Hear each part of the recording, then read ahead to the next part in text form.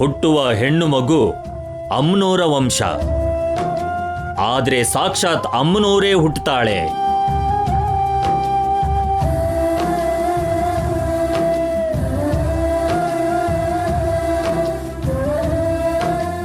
ಆಗ್ಬೇಕಾಗಿರೋ ನಷ್ಟ ಆಗೋಗಿದೆ ವೇದ.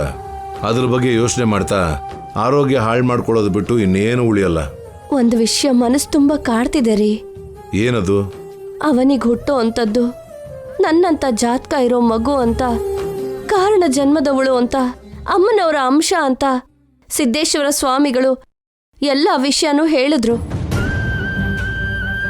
ಹಾಗಿದ್ದಾಗ ಮಗು ಸತ್ತು ಹೋಗುತ್ತೆ ಅನ್ನೋ ವಿಷಯನ ಯಾಕೆ ಹೇಳಲಿಲ್ಲ?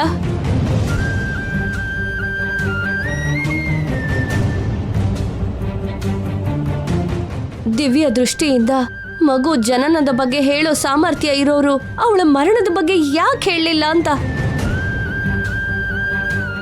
ಅಮ್ಮ ಅಪ್ಪನ ಹತ್ರ ವ್ಯಾಲಿಡ್ ಪಾಯಿಂಟ್ ಕೇಳ್ತಿದ್ದಾಳೆ. ಆದ್ರೆ ಆ ಮಗು ಹಣೆಬರನ ನೀನ್ ಬದಲಾಯಿಸಿದ್ಯಾ ಅಂತ ಅವ್ರಿಗೆ ಗೊತ್ತಿಲ್ಲ ಪಾಪ. ಅಮ್ಮನವ್ರ ಅಂಶದ ಜೊತೆಗೆ ಹುಟ್ಟೋ ಅಂತ ಮಗುಗೆ ಹುಟ್ಟುತ್ತಾನೆ ಮರಣ ಇರುತ್ತಾ? ಒಬ್ಬ ಕಾರಣ ಜನ್ಮದವಳ ಆಯಸ್ಸು ಆಗ್ಲೇ ಮುಗ್ದು ಹೋಗುತ್ತಾ? ಹಾಗೆ ಹೇಗಾಗತ್ತೆ? ನಿನ್ನ ಅನುಮಾನಗಳೆಲ್ಲ ತುಂಬಾ ಸರಿಯಾಗಿದೆ, ತುಂಬಾ ಬಲವಾಗಿದೆ ವೇದ. ಈಗಲೇ ನಮ್ಮ ಅನುಮಾನಗಳಿಗೆ ಉತ್ತರ ಸಿಕ್ಕಬೇಕು. ಈಗಲೇ ಸಿದ್ದೇಶ್ವರ ಸ್ವಾಮಿಗೆ ಫೋನ್ ಮಾಡಿ ನಡೆದಿದ್ನೆಲ್ಲ ವಿವರಿಸಿ ಕೇಳೋಣ. ಹಾಗಾದ್ರೆ ತಕ್ಷಣ ಫೋನ್ ಮಾಡ್ರಿ. ಇವಾಗ ಆ ಸ್ವಾಮೀಜಿ ಇವ್ರಿಗೆ ಏನು ಹೇಳ್ಬೋದು ಬೇಬಿ? ನೋಡೋಣ.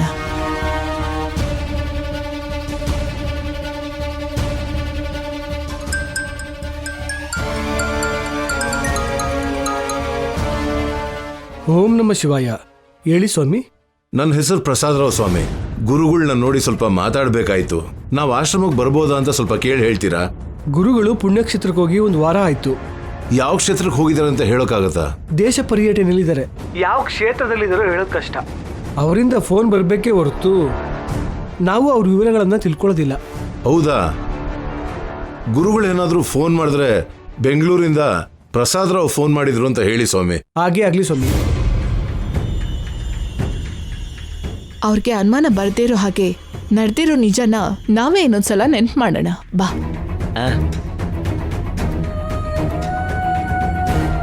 ಅವರಿಂದ ಫೋನ್ ಬರೋವರೆಗೂ ಅವ್ರನ್ನ ಭೇಟಿ ಮಾಡಕ್ ಆಗಲ್ಲ ವೇದ. ಮೊಮ್ಮಗಳು ಮನೆಗ್ ಬಂದ್ರೆ ಮನೆ ಪೂರ್ತಿ ಸಂಭ್ರಮದಿಂದ ಇರುತ್ತೆ ಅನ್ಕೊಂಡಿದ್ದೆ. ಹೀಗಾಗೋಯ್ತಲ್ರಿ. ನಿಮ್ ಮಾತನ್ನೆಲ್ಲ ಕೇಳಿಸ್ಕೊಂಡ್ವಿ ಅತ್ತೆ. ದಯವಿಟ್ಟು ಇಲ್ದಿರೋ ವ್ಯಕ್ತಿಗೋಸ್ಕರ ನೀವು ತುಂಬಾ ಚಿಂತೆ ಮಾಡಬೇಡಿ. ನಿಮ್ಗೇನಾದ್ರೂ ಆದ್ರೆ ನಾವು ತಡ್ಕೊಳಕ್ಕಾಗಲ್ಲ.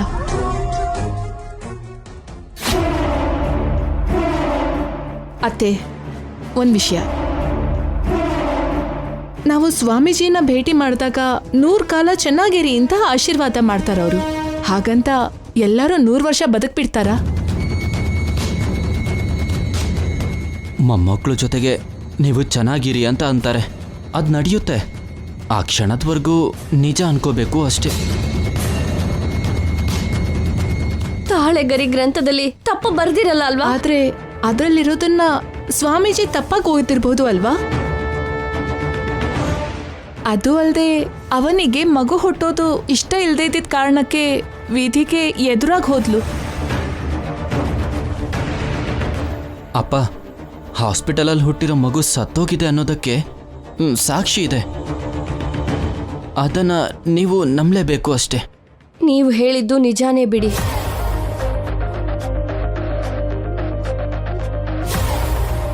ನಾನು ಏನೇ ಹೇಳಿದ್ರು ಯಾರು ನನ್ನನ್ನ ನಂಬೋ ಪರಿಸ್ಥಿತಿನಲ್ಲೇ ಇಲ್ಲ.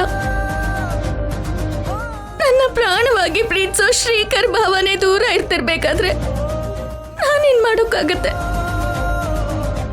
ತಾಳೆಗರಿ ಗ್ರಂಥದಲ್ಲಿ ಬರ್ತಿರೋದಕ್ಕೆ ವಿರುದ್ಧವಾಗಿ ಯಾಕೆ ನಡೀತಾ ಇದೆ?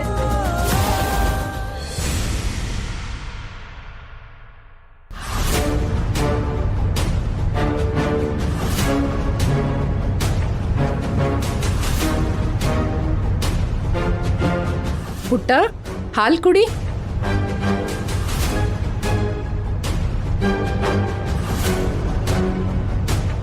ಲೇ, ನಿಮ್ಮಪ್ಪನ ಸಂಪಾದನೆ ನೋಡಿದ್ರೆ 1/2 ಲೀಟ್ರ್ ಹಾಲು ಕೂಡ ಬರಲ್ಲ. ನಿನಗೆ ಮಾತ್ರ ದಿನಕ್ಕೆ 10 ಲೀಟ್ರ್ ಹಾಲು ಕೊಟ್ಟರು ಸಾಕಾಗಲ್ಲ. ಸುಪ್ರಭಾತನ ಬೆಳಗ್ಗೆನೆ ಶುರು ಮಾಡ್ದ್ಯಾ ಕಾವೇರಿ? ಇಷ್ಟು ದಿನ ಆದರೂ ನಿಲ್ಸಿಲ್ಲ ನೀನು. ಹಾ, ಇದನ್ನೇ ಕಮ್ಮಿ ಮಾಡ್ಕೊಂಡ್ರೆ ಒಳ್ಳೇದು. ಅದಲ್ವೇ? ಯಾಕೆ ಕಿರ್ಚ್ತಿದ್ದೀರಾ? ನಾನಾ? ಮತ್ ನಾನಾ? ಇನ್ನೇನು ಮಾತಾಡ್ಬೇಡಿ ನೀವು. ಹೋಗಿ ಇನ್ನೊಂದು 4 ಲೀಟ್ರ್ ಹಾಲು ತಗೊಂಡ್ ಬನ್ನಿ. ಚಿಕ್ಕ ಮಗುಗೆ ದೃಷ್ಟಿ ಆಗುತ್ತೆ, ಮಾತಿಗೂ ಹಾಗೆ ಅನ್ಬೇಡ್ವೆ? ಪಾಪ ಅವನ್ಗ ಹಾಗೆ ಮಾತಾಡೋಕೆ ನಿನ್ ಹೇಗೆ ಮನ್ಸು ಬರುತ್ತೆ? ನೀವು ನಿಮ್ಮ ಮಗನ ಪರ ವಹಿಸ್ಕೊಂಡು ಬರೋದನ್ನ ಕಮ್ಮಿ ಮಾಡಿ. ಶಿವ ನಾನು ಹೇಳಿದ್ದು ನನ್ನ ಮೊಮ್ಮಗನ ಬಗ್ಗೆ. ಮೊಮ್ಮಗನ ಅಡ್ಡ ಇಟ್ಕೊಂಡು ಸೊಸೆ ಕಂಟ್ರೋಲ್ ಮಾಡಬೇಕು ಅಂತ ನೋಡಬೇಡಿ. ಶಿವ ನಿನ್ನಂತ ಸೊಸೆನ ಕಂಟ್ರೋಲ್ ಮಾಡೋಕೆ ಯಾವ ಅತ್ತೆಯಿಂದ ಆಗುತ್ತೆ? ಇದನ್ನೇ ಕಮ್ಮಿ ಮಾಡ್ಕೊಂಡ್ರೆ ಒಳ್ಳೇದು. ಲೋ ಮಾಧವ, ಈ ಕನ್ನಡಕದ ಪವರು ಕಮ್ಮಿ ಆಗಿದೆ. ಈ ತಿಂಗಳು ಸಂಬಳದಲ್ಲಿ ಹೊಸ ಕನ್ನಡಕ ತಂದ್ಕೊಡೋ.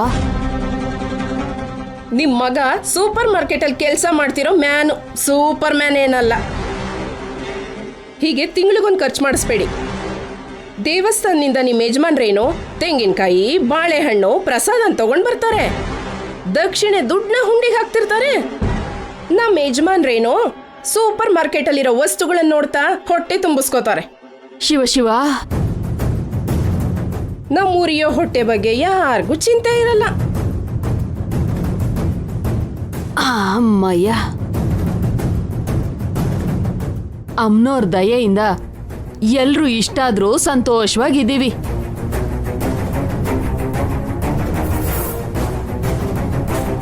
ಇರೋದ್ರಲ್ಲೇ ಸಂತೋಷ ಪಡ್ಬೇಕೆ ಹೊರತು ಇಲ್ಲದೆ ಇರೋದಕ್ಕೆ ಆಸೆ ಪಡಬಾರ್ದು.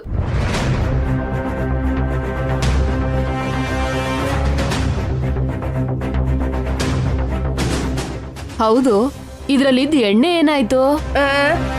ಇದ್ರದ್ರಲ್ಲೇ ಅಡ್ಜಸ್ಟ್ ಮಾಡ್ಕೋಬೇಕು ಅಂತ ನೀವೇ ಹೇಳಿದ್ರಲ್ವಾ, ಅದಕ್ಕೆ ಅಡ್ಗೆಗಿಲ್ಲ ಅಂತ ಉಪಯೋಗಿಸ್ದೆ. ಹಾ ಶಿವ ದೇವ್ರ ಎಣ್ಣೆಲಿ ಅಡ್ಗೆ ಮಾಡ್ದ್ಯಾ? ನೀನ್ ಬದ್ಲಾಗಲ್ವೇ? ನೀನ್ ಬದ್ಲಾಗಲ್ಲ. ಅಮ್ಮ ತಾಯಿ, ನೋಡ್ದ್ಯಲ್ಲ ನನ್ ಸೊಸೆ ವರ್ತನೆನ. ಇವತ್ತು ನಿನ್ಗೆ ದೀಪ ಹಚ್ಚೋಕ್ಕಾಗಲ್ಲಮ್ಮ. ಏನು ಅನ್ಕೋಬೇಡ, ನನ್ನನ್ ಕ್ಷಮ್ಸಮ್ಮ, ಕ್ಷಮ್ಸು.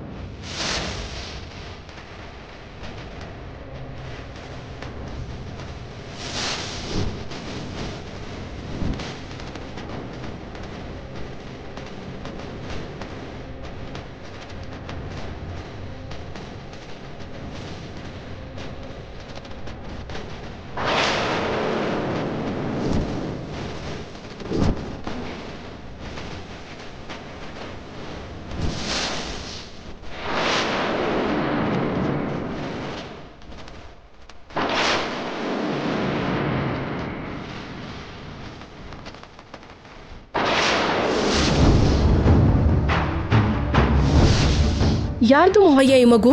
ಅಮ್ಮನವರ ವರಪ್ರಸಾದ. ನಮ್ಮ ದೇವಸ್ಥಾನದಲ್ಲಿ ಸಿಕ್ತು. ಹೆಣ್ಮಗು ಮಹಾಲಕ್ಷ್ಮಿ.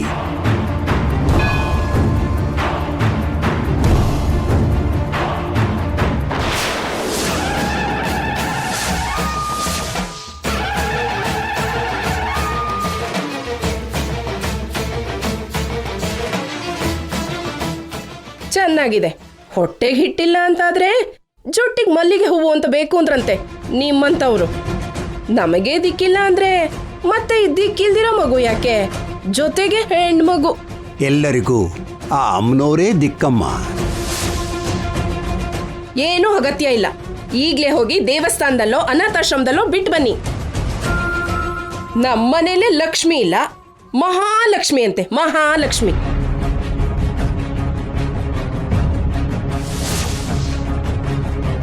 ಏನೋ ನಿಮ್ಗೆ ಹೇಗೂ ಹೆಣ್ಮಕ್ಳಿಲ್ವಲ್ಲ, ಆರಾಮಾಗಿ ಮಗುನ ನೋಡ್ಕೊಳ್ರು. ಸರಿ ಅಪ್ಪ.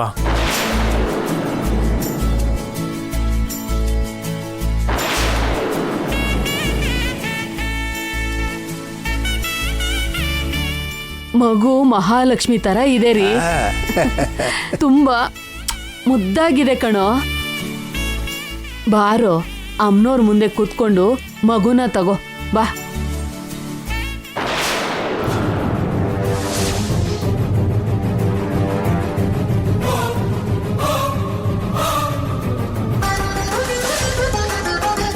ಏನ್ರಿ ಅಮ್ಮನವ್ರ ಮುಂದೆ ದೀಪ ಬೆಳಗ್ತಿದೆ ರೀ.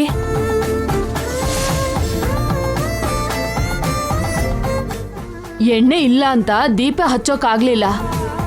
ಈ ಮಗು ಬಂದಿರೋ ವಿಶೇಷ ಗಳಿಗೆಲಿ ದೀಪ ಬೆಳಗ್ತಿದೆ ರೀ. ಇನ್ ಸಾಕ್ ಸುಮ್ನಿರಿ.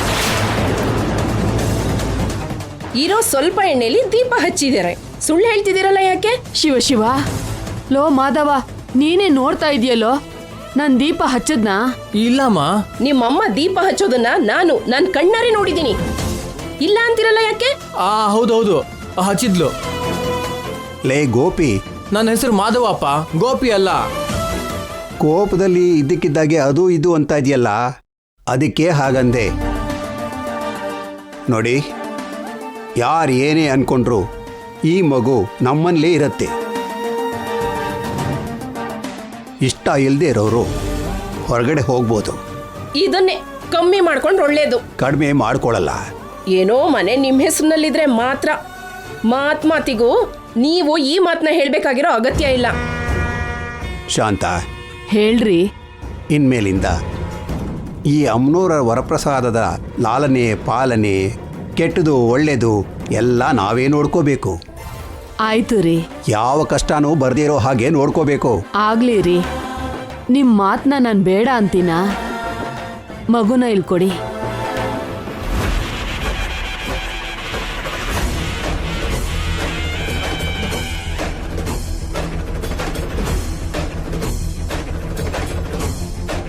ಎಷ್ಟು ಅಪರೂಪವಾಗಿದೆ ರೀ ಈ ರೂಪ.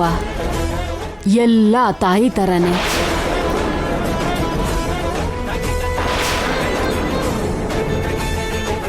ಯಾವ ತಾಯಿ ಹೆತ್ ಮಗುನೋ ಏನೋ.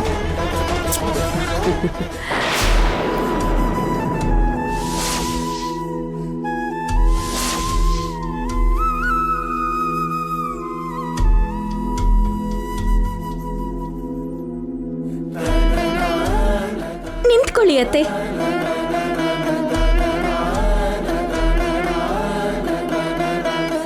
ಎಲ್ಲರೂ ನನ್ನ ಮೇಲೆ ಯುದ್ಧ ಘೋಷಿಸಿರೋ ಹಾಗೆ ಯಾಕೆ ಈ ರೀತಿ ಕೋಪದಲ್ಲಿದ್ದೀರಾ? ಇಷ್ಟ ಆಗೋ ರೀತಿ ಕೆಲಸ ಮಾಡಿದ್ರೆ ಇಷ್ಟ ಆಗತ್ತೆ. ವಿರುದ್ಧವಾದ ಕೆಲಸಗಳನ್ನು ಮಾಡಿದ್ರೆ ಕೋಪನೇ ಬರೋದು. ನಿಮಗೆ ವಿರುದ್ಧವಾಗಿ ಹೋದೆ ಅಂತ ಯಾಕೆ ಅನ್ಕೋತಾ ಇದ್ದೀರಾ? ನಾನು ಪ್ರೆಗ್ನೆಂಟ್ ಆಗಿ ಇದ್ದಾಗ್ಲಿಂದನು ಡೆಲಿವರಿ ಆಗೋವರೆಗೂ ನೀವ್ ಹೇಳ್ದಾಗೆ ಕೇಳ್ದೆ, ನೀವ್ ಹೇಳ್ದ ಹಾಗೆ ನಡ್ಕೊಂಡೆ. ನೀವು ತವ್ರ ಮನೆ ಕಳ್ಸೋದಕ್ಕಾಗಲ್ಲ ಅಂತ ಆಜ್ಞಾಪಿಸಿದಾಗ್ಲೂ ಆ ಆಜ್ಞೆನ ಗೌರವಿಸ್ದೆ. ಆದ್ರೂ ಸರಿ, ನನ್ ತಪ್ಪಿದೆ ಅಂತ ಎತ್ತಿ ಹಿಡಿತಾ ಇದ್ದೀರಾ. ನಿಮ್ಮೆಲ್ರಿಗೂ ಇದು ಸರಿ ಅನಿಸ್ತಾ ಇದೆಯಾ ಅತ್ತೆ? ನೆಲದ ಮೇಲೆ ನಡೆಯೋಕ್ ಮುಂಚೆನೆ ನನ್ ಮಗು ಪ್ರಾಣ ಹೋಯ್ತು ಅಂತ ಪೆಟ್ಟದಷ್ಟು ನೋವು ನನ್ ಮನ್ಸಲ್ಲಿ ಉಳ್ಕೊಂಡಿದೆ. ನಿಮ್ಮಿಂದ ಸಾಂತ್ವನ ಸಿಗತ್ತೆ ಅಂತ ಅನ್ಕೊಂಡ್ರೆ ಇಷ್ಟು ದ್ವೇಷ ತೋರಿಸ್ತಾ ಇದ್ದೀರಾ. ನನ್ ಗಂಡ ಕೂಡ ನನ್ ಜೊತೆ ಶತ್ರು ಹಾಗೆ ನಡ್ಕೋತಾ ಇದ್ದಾರೆ. ಅವನಿ ಎಂತವಳು? ಅಮ್ಮನಂತ ನಿಮ್ಗೆ, ಅಮ್ಮನವ್ರಿಗೆ ಮಾತ್ರನೇ ಎಲ್ಲರಿಗಿಂತ ಚೆನ್ನಾಗಿ ಗೊತ್ತು. ಧೈರ್ಯವಾಗಿರಮ್ಮ ಅನ್ನೋ ಮಾತುಗಳು ನಿಮ್ಮಿಂದ ಬರುತ್ತೆ ಅಂತ ಅನ್ಕೊಂಡ್ರೆ ಇಷ್ಟೆಲ್ಲ ಕೋಪ ತೋರಿಸ್ತಾ ಇದ್ದೀರಾ. ಈ ಕುಟುಂಬಕ್ಕೆ ನಿಮ್ಮಂತ ಜಾತಕ ಇರೋಂತ ವಾರಸ್ದಾರಳನ್ನ ಕೊಡೋದು ನನಗೆ ಗರ್ವ ಅಲ್ವಾ ಅತ್ತೆ? ಒಬ್ಳು ಕಾರಣ ಜನ್ಮದವಳಿಗೆ ಜನ್ಮ ಕೊಡೋದು ನನಗೆ ಹೆಮ್ಮೆ ಅಲ್ವಾ ಅತ್ತೆ? ಕೆಲವು ಊರನ್ನ ಕಾಪಾಡೋ ಅಂತ ಅಮ್ಮನವ್ರ ಅಂಶ ನನಗ್ ಹುಟ್ಟೋದು ಎಷ್ಟು ಅದೃಷ್ಟ ಅಲ್ವಾ ಅತ್ತೆ? ಎಂಥ ಕಷ್ಟನಾದ್ರೂ ಎದುರಿಸ್ತೀನಿ ಹೊರತು ಮಗನ್ ಮಾತ್ರ ಹೆರ್ತೀನಿ ಅಂತ ನಿಮಗ್ ಮಾತು ಕೊಟ್ಟಿದ್ದೆ ಅಲ್ವಾ? ಆ ಮಾತನ್ನ ತಪ್ಪಿಸ್ತೀನಿ ಅಂತ ಹೇಗ್ ಅನ್ಕೊಂಡ್ರಿ? ದಡದ ಮೇಲೆ ಬರ್ದಿರೋ ಅಕ್ಷರಗಳು ಒಂದು ಅಲೆ ಬಂದ್ರೆ ಅಳಿಸೋಗುತ್ತೆ. ಇವಾಗ ನೀನ್ ಮಾತಾಡಿದ ಮಾತುಗಳು ಕೂಡ ಹಾಗೆ ಇದೆ. ಧೂಳ್ಗೂ ಧೂಪಕ್ಕೂ, ಒಳ್ಳೆದಕ್ಕೂ ಕೆಟ್ಟದ್ದಕ್ಕೂ ವ್ಯತ್ಯಾಸ ಗೊತ್ತಿಲ್ಲದೆ ಇರೋಳಲ್ಲ. ನಿನ್ನ ಜಾಣ್ಮೆ ಮಾತುಗಳಿಂದ ನೀನು ಮಾಡಿರೋ ತಪ್ಪೆಲ್ಲ ಸರಿ ಹೋಗ್ಬಿಡಲ್ಲ. ನೀನು ಎಷ್ಟೇ ನೀತಿ ಮಾತು ಹೇಳಿದ್ರೂ ನಿನ್ನ ಮೇಲೆ ಒಳ್ಳೆ ಅಭಿಪ್ರಾಯ ಬರಲ್ಲ.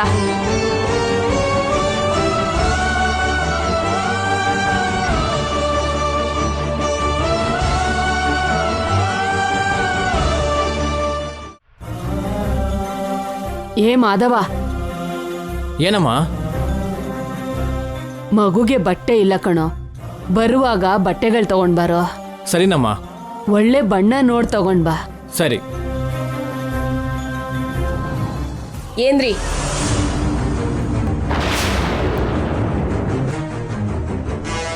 ಬೆಂಡೆಕಾಯಿ ಎಲ್ಲಿಂದ ತಗೊಂಡ್ಬಂದ್ರಿ? ಶುಕ್ರವಾರದ ಸಂತೆಯಿಂದ ಕಣೆ. ಕೆಜಿಗೆ 5 ರೂಪಾಯಿ ಅಂದಿದ್ದಕ್ಕೆ ತಗೊಂಡ್ ಬಂದ್ರಾ? ಬಾಡೋಗಿರೋದನ್ನ ತೆಗೆದುಹಾಕಿದ್ರೆ 1/4 ಕೆಜಿ ಉಳಿದಿದೆ. ಸ್ವಲ್ಪ ಉಪಯೋಗಿಸಿ. ಏನ? ತಲೆನ.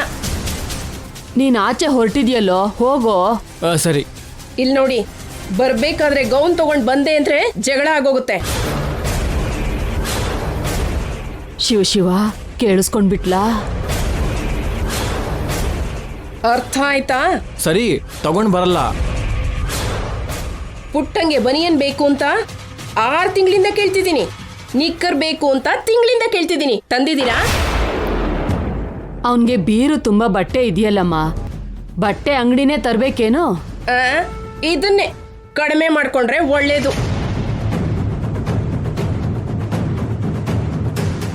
ನಿಮ್ಮ ಸೊಸೆ ಧ್ವನಿ 24 ಗಂಟೆ ಕೇಳಿಸ್ತಾನೇ ಇರುತ್ತೆ.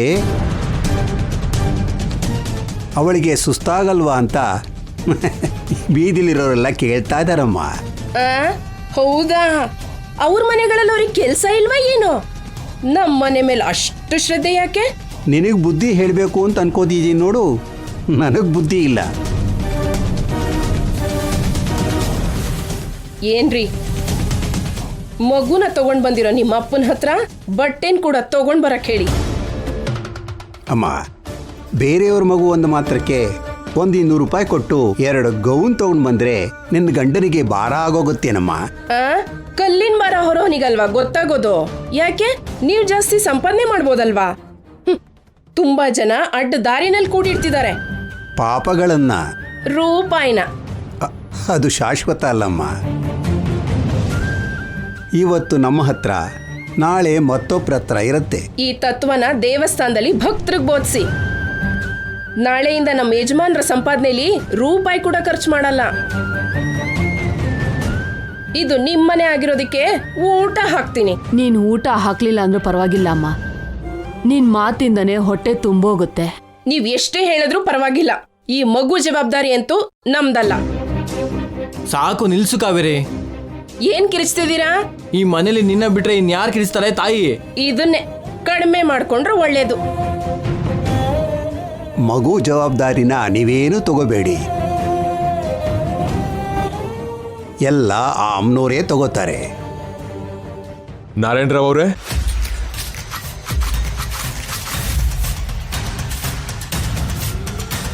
ಒಳಗಡೆ ಬರ್ಬೋದಾ? ಬನ್ನಿ ಬನ್ನಿ,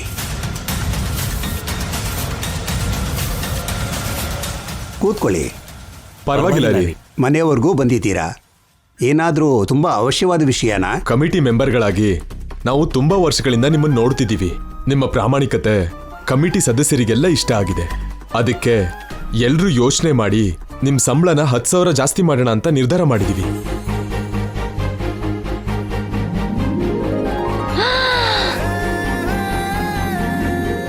ಇನ್ನೂ ವರ್ಷ ಸ್ವಲ್ಪನೇ ಜಾಸ್ತಿ ಮಾಡ್ತೀವಿ.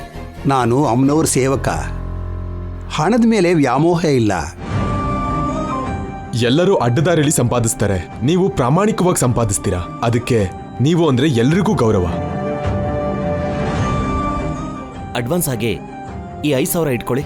ಅಯ್ಯೋ, ಬೇಡ ಬೇಡ, ಅವಶ್ಯಕತೆ ಇಲ್ಲ. ಲಕ್ಷ್ಮೀ ದೇವಿ, ತಾನೇ ಮನೆಯೊಳಗ್ ಬಂದ್ರೆ ನೀವು ಗೆಟ್ ಔಟ್ ಅಂತಿರಲ್ಲ, ಯಾಕೆ?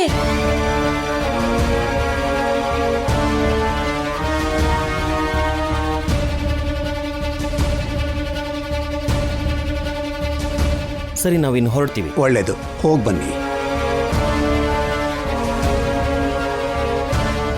ಏನ್ರಿ? ಏನ್ ಶಾಂತ? ಯಾವತ್ತೂ ಇಲ್ಲೇ ಇರೋದು ನಮ್ಮ ಮನೇಲಿ ಎಲ್ಲ ಒಳ್ಳೇದೇ ನಡೀತಾ ಇದೆ ರೀ. ಹೌದಲ್ವಾ? ಮಗು ಬಂದಿರೋ ವಿಶೇಷ ಸಂದರ್ಭ ಅಂತ ನೀವ್ ಅನ್ಕೋತಿದ್ದೀರೇನೋ? ನಾನಂತೂ ಹಾಗೆ ಅನ್ಕೋತಾ ಇದ್ದೀನಿ.